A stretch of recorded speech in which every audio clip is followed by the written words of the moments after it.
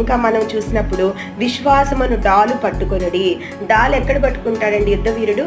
చేతిలో పట్టుకుంటాడు. డాల్ ఎక్కడ పట్టుకుంటాడు? చేతిలో పట్టుకుంటాడు. ఇలా చేతిలో పట్టుకున్నప్పుడు ఏమవుతుంది, మరి శత్రు విసిరే బాణాలు కానీ ఏవి కూడా మరి ఆ శరీరానికి తగలకుండా ఎక్కడ డాలు పెట్టుకోవాలి అక్కడ అడ్డంగా పెట్టుకొని మరి చక్కగా ఆ యుద్ధాన్ని చేయగలుగుతాడు కదా ఆ యుద్ధ వీరుడు.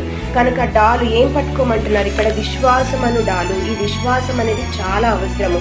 విశ్వాసం లేకపోతే దేవునికి ఇష్టడై ఉండట అసాధ్యం అని ఉంది.